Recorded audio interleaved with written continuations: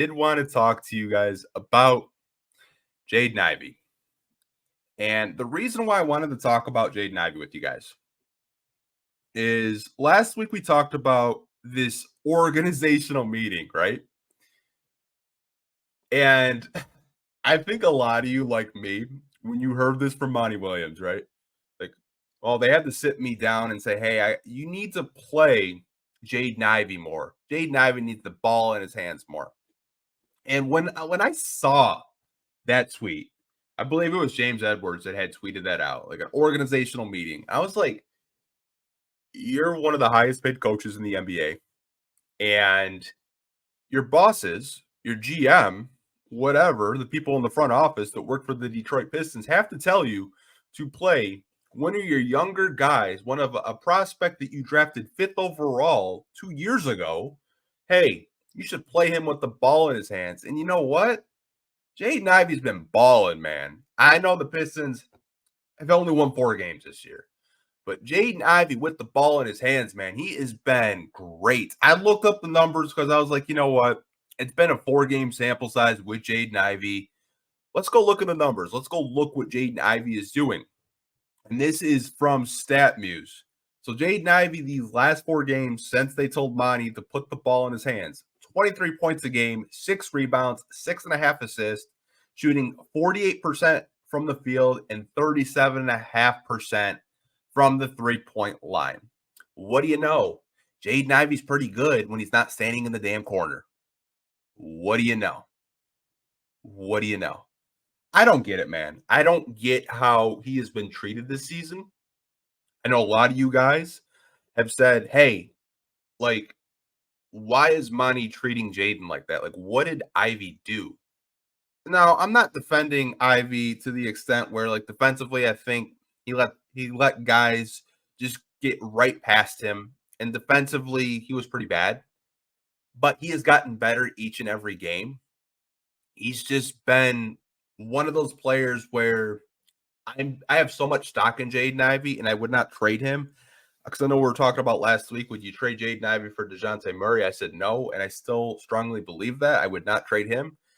My thing with Jaden Ivey is you got to develop this kid. And the reason why you have to develop this kid is he is one of the most hard-working players I have ever watched in my Pistons fandom over the last 10 years. This kid, I remember going to a game. He was the first one out there. Game didn't tip off for an hour and a half, and he's out there doing drills, doing shooting drills, dribbling drills, defensive drills. Like, this kid puts in so much work to get better each and every day. And we had a coaching staff that just didn't play him because, defensively, he wasn't always locked in, which I think that message is it's weird. Like, if you want to play Killian Hayes because you think he's a better defender, like, come out and say it. Like, Monty hasn't. He's just saying, like, I play Killian because he doesn't make a lot of mistakes. Jaden does. Like, okay. Like, he's going to make mistakes if you rip him out every time he makes a mistake. I'm honestly, I'm happy. I know I've been rambling with this topic. I think that Ivey has a long way to go. I don't think he's a finished product by any means. I think defensively, there is room to grow. And I think a lot of you guys would agree with me on that. But offensively, he's special. He can get to the basket at will. Coming out of college, the knock on him was he wasn't a good 3-point shooter. Over his last 4 games, he's shooting 37.5%. There's so much to like with this kid, and that's why I never understood the treatment from Monty Williams. Now, obviously, Killian is a good passer, good defender, but I think Ivey in the lineup, you see the type of offensive production that he can bring, and it's going to be really interesting to see when Cade Cunningham comes back next week. What happens with that? Because Cade is a guard to me that needs the ball in his hands. So is Ivey. I'm not entirely sure how this is going to work with those two being guards that really like the ball in their hands. But I think you have to try it out because if one of them needs the ball in their hands and you find out that it doesn't work, at least you tried. You have to find out if these two can coexist in the backcourt. Or maybe you make a lineup change. Maybe you have Ivey as the point and you put Cade at small forward. Or maybe you play Ivey off ball and Cade has the point guard in his hands and you have Ivey be more of a motion shooter.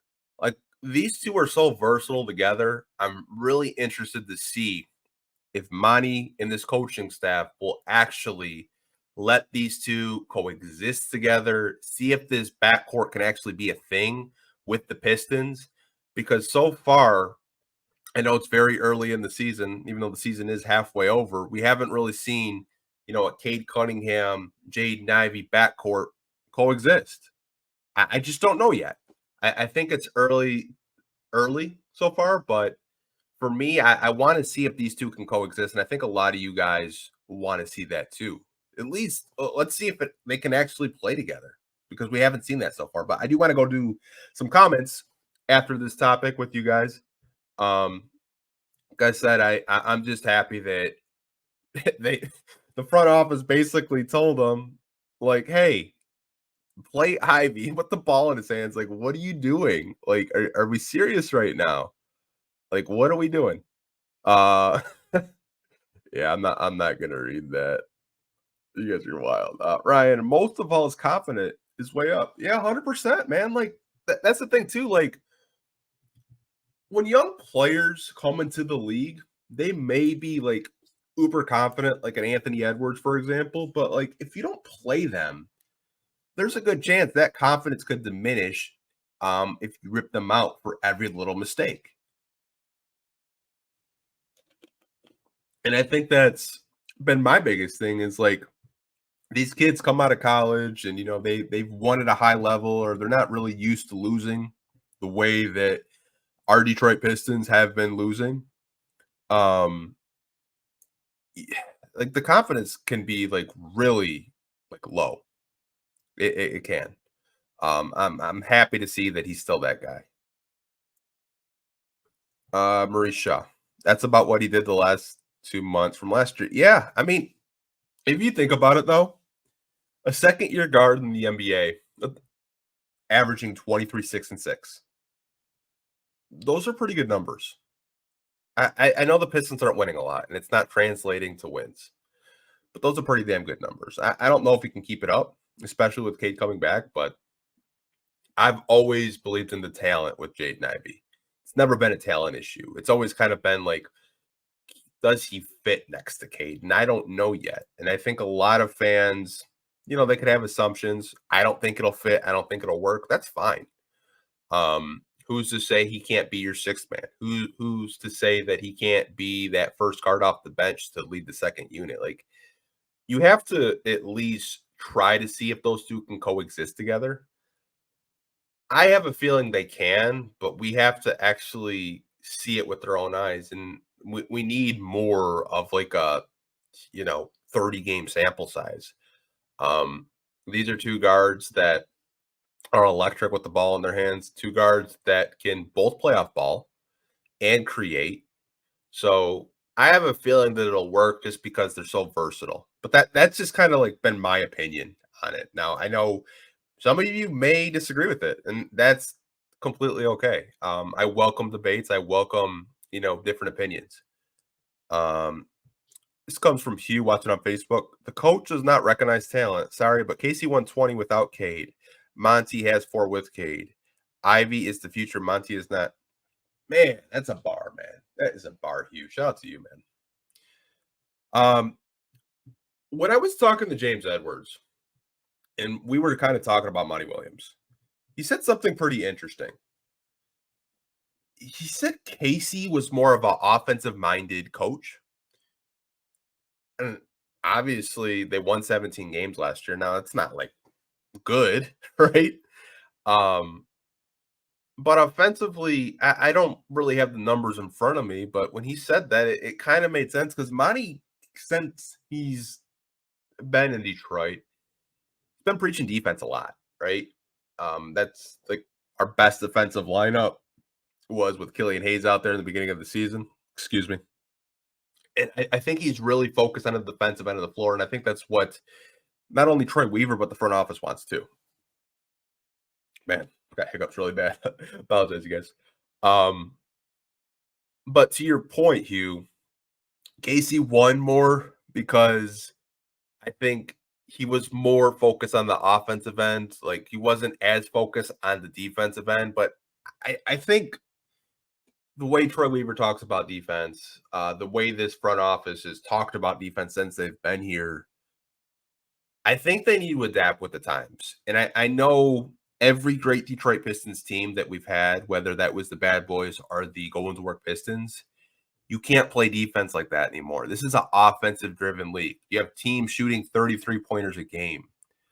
If the Pistons want to get with the times, you need to find players, or you need to find, because I don't think they're going to fire the coach after giving him that huge bag, Hugh. I really don't. But you need to find players that can score the basketball at the end of the day. You need to find players that are good three-point shooters. You need to go get bucket getters. You need isolation players.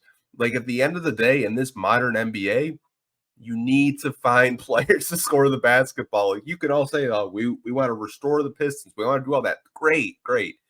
But you need to adapt with the times.